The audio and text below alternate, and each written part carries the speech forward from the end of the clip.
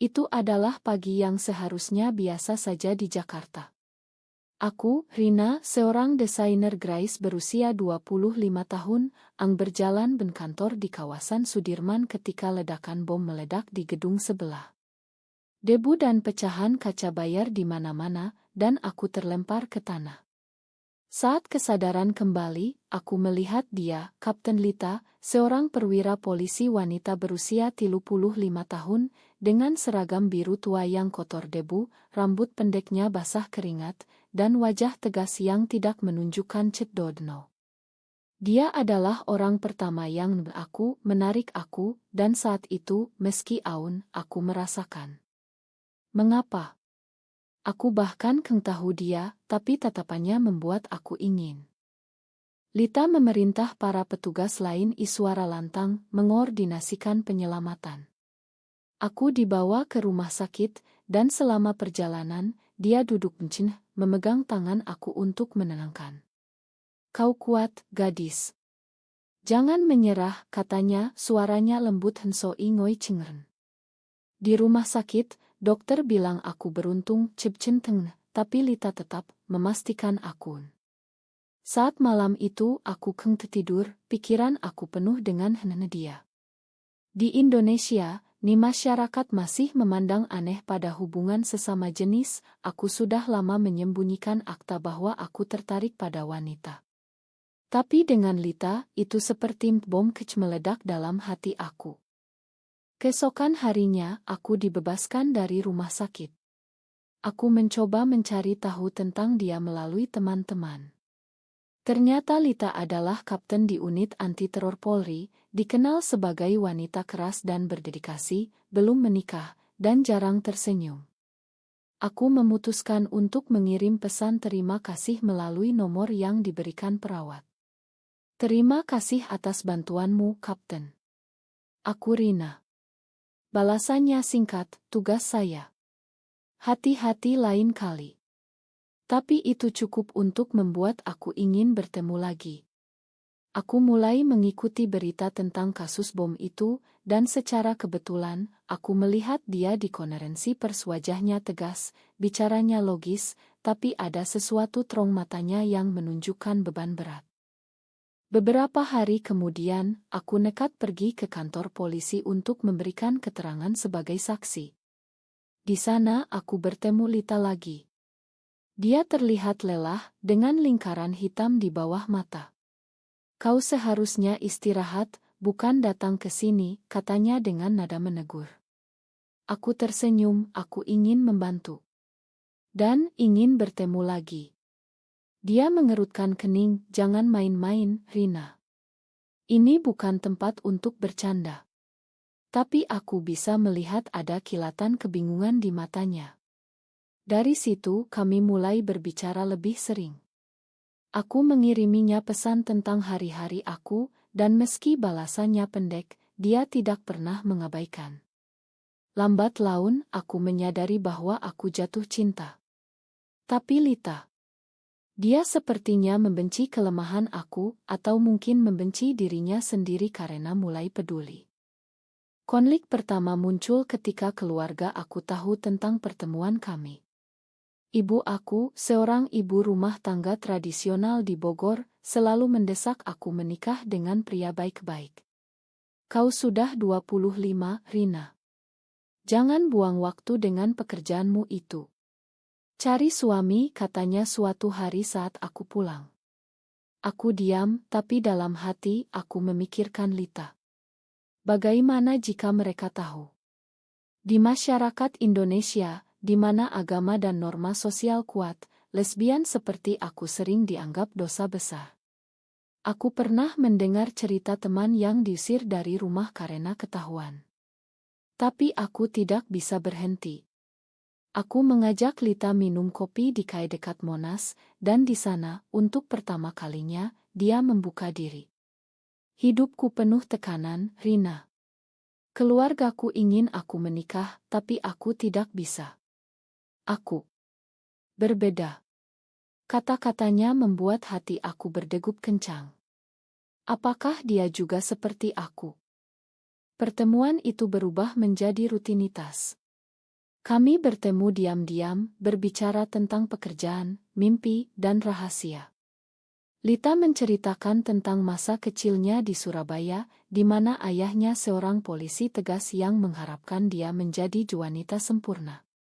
Dia pernah hampir menikah, tapi membatalkannya karena merasa tidak benar. Aku menceritakan tentang tekanan dari teman-teman yang menganggap aku aneh karena tidak punya pacar. Tapi semakin dekat, semakin aku merasakan ketegangan. Lita sering menarik diri, bilang bahwa ini salah. Kita tidak bisa begini, Rina.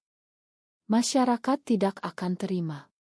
Tapi aku tidak peduli. Aku ingin dia. Suatu malam, saat hujan deras di Jakarta, aku nekat datang ke apartemennya. Aku tidak bisa berhenti memikirkanmu, kataku. Dia marah, kau gila. Ini bisa menghancurkan karirku. Tapi di balik kemarahan itu, aku melihat kerinduan. Kami berdebat panjang tentang etika, tentang apa yang benar dan salah. Akhirnya, dia mengakui, aku juga tertarik padamu, tapi ini berbahaya. Itu adalah awal dari hubungan kami yang penuh rahasia. Tapi aku tahu, badai baru saja dimulai. Hubungan kami berkembang dalam kegelapan malam Jakarta yang sibuk. Kami bertemu di tempat-tempat tersembunyi, seperti taman kecil di pinggiran kota atau kai kecil yang jarang dikunjungi. Lita selalu waspada, memastikan tidak ada yang mengenal kami. Jika ketahuan, aku bisa dipecat. Polisi bukan tempat untuk. Ini, katanya suatu kali, suaranya penuh kekhawatiran. Aku mengerti, tapi itu membuat aku semakin ingin membuktikan bahwa cinta kami benar. Aku mulai merancang desain grafis tentang hak-hak LGBT, meski hanya untuk diri sendiri, sebagai cara meluapkan perasaan. Konflik internal Lita semakin terlihat. Dia sering terbangun malam karena mimpi buruk tentang ledakan bom, dan aku menjadi tempat curhatnya. Aku merasa bersalah, Rina. Sebagai polisi, aku harus menegakkan hukum, tapi hukum kita tidak adil terhadap orang seperti kita. Di Indonesia, meski tidak ada undang-undang khusus melarang homoseksualitas, norma sosial dan agama membuatnya seperti kejahatan. Keluarga Lita, yang tinggal di Surabaya, terus mendesaknya menikah dengan seorang rekan polisi. Ibumu bilang apa? Tanyaku suatu hari. Dia menggeleng, aku bohong, bilang aku sibuk kerja. Sementara itu, kehidupan aku sendiri mulai retak. Teman kantor mulai curiga kenapa aku sering keluar malam. Pacar baru ya, Rin? Tanya mereka sambil tertawa. Aku tersenyum palsu, tapi dalam hati, aku ingin berteriak. Suatu hari, adik aku, yang kuliah di UI, datang ke apartemen dan menemukan Otolita di ponselku. Siapa ini? Kok kayak pacar? Tanyanya polos. Aku panik, bilang itu teman kerja. Tapi itu membuat aku sadar betapa rapuhnya kebohongan kami. Kami mulai menghadapi konfrontasi pertama. Lita diundang ke acara keluarga, dan dia memaksa aku tidak ikut. Ini terlalu berisiko, katanya. Aku marah, merasa seperti rahasia kotor. Kami bertengkar hebat di mobilnya, di tengah kemacetan Jakarta. Kau malu padaku, tuduhku. Dia diam, lalu bilang, bukan malu, tapi takut kehilanganmu karena ini. Itu membuat aku luluh, tapi juga menyadari pengorbanan yang harus kami bayar. Lita mulai absen dari pertemuan keluarga, alasan kerja, tapi itu hanya menunda masalah. Puncaknya ketika aku nekat mengajak Lita ke sebuah komunitas rahasia di Jakarta. Di sana kami bertemu orang-orang seperti kami, berbagi cerita. Lita awalnya tegang, tapi lambat laun tersenyum. Ini seperti dunia lain, katanya. Tapi saat pulang, dia mendapat telepon dari atasannya. Ada investigasi internal tentang perilaku tidak pantas di unitnya. Meski bukan tentang kami, itu membuat Lita paranoid. Kita harus berhenti bertemu sementara, katanya. Aku menolak, itu artinya menyerah. Debat kami berlangsung berjam-jam, tentang moralitas cinta kami versus tuntutan masyarakat. Di sisi lain, keluarga aku semakin menekan.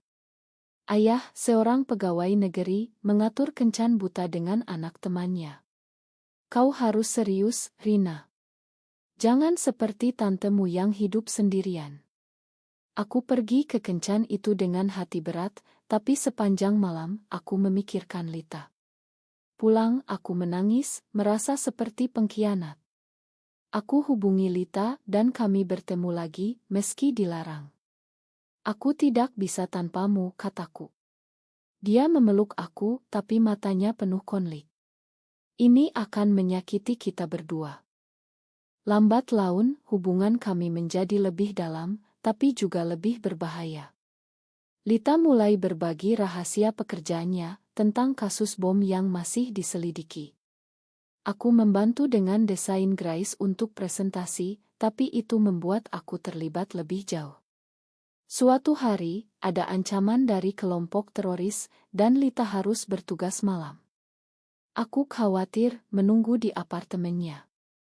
Saat dia pulang, lelah dan terluka ringan, aku merawatnya.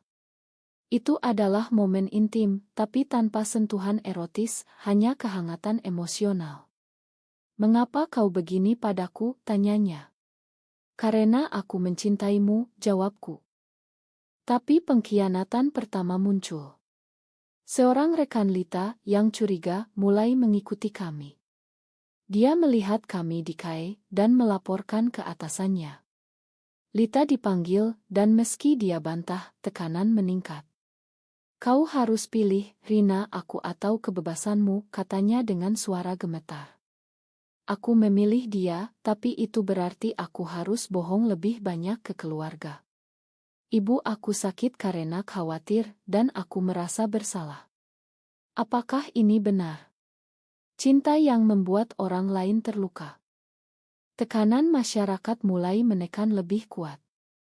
Di Jakarta, berita tentang hak mulai muncul di media, tapi sering dengan nada negatif. Lita sebagai polisi merasa terjebak antara tugas dan perasaan. "Aku harus melindungi masyarakat, tapi siapa yang melindungi kita?" katanya suatu malam saat kami duduk di balkon apartemennya, memandang lampu kota. Aku mencoba meyakinkan, kita bisa berjuang bersama. Tapi dia ragu, konflik internalnya semakin dalam. Konfrontasi dengan keluarga Lita akhirnya terjadi. Saat libur Lebaran, dia pulang ke Surabaya, dan aku nekat ikut diam-diam. Di sana, aku melihat betapa tradisional keluarganya. Ibu Lita, seorang guru, terus bicara tentang cucu. "Kapan nikah, Lit? Umurmu sudah 35." Lita diam, tapi saat malam, kami bertemu di taman dekat rumah. "Kau gila datang ke sini," bisiknya marah. Tapi kami berbicara panjang tentang mimpi masa depan. Sayangnya, adik Lita melihat kami dan curiga. Keesokan harinya, keluarga interogasi Lita.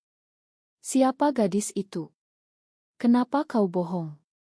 Lita panik, bilang aku teman kerja, tapi itu membuatnya semakin tertekan. Kembali ke Jakarta, aku menghadapi masalah sendiri. Bos kantor tahu tentang desain aku dan memperingatkan, "Jangan bawa politik ke kerja, Rina. Ini bisa merusak reputasi perusahaan." Aku merasa dikhianati karena desain itu pribadi. Tapi itu membuat aku sadar betapa sulitnya hidup terbuka di Indonesia. Aku mulai bergabung dengan komunitas online, berbagi cerita anonim, tapi itu juga berisiko. Puncak konflik muncul ketika ada demo anti-LGBT di depan gedung DR. Lita ditugaskan menjaga keamanan, dan aku nekat ikut demo untuk mendukung hak kami. Di sana kami bertemu secara tidak sengaja. "Pergi dari sini, Rina. Ini berbahaya," perintahnya. Tapi aku tetap, dan kerusuhan pecah. Lita menyelamatkan aku lagi, tapi rekan kerjanya melihat. Malam itu, dia marah besar. "Kau egois. Ini bisa menghancurkan segalanya." Kami bertengkar hebat tentang pilihan benar dan salah. Cinta kita bukan salah, seruku. Tapi Lita bilang, tapi cara kita menyembunyikannya membuatnya salah. Pengkhianatan datang dari orang terdekat. Teman aku yang tahu rahasia secara tidak sengaja cerita ke ibu aku. Ibu datang ke apartemen, menangis. Apa ini benar, Rina? Kau dengan wanita. Aku diam, tapi air mata mengalir. Ini dosa besar. Keluarga kita, apa kata orang, katanya.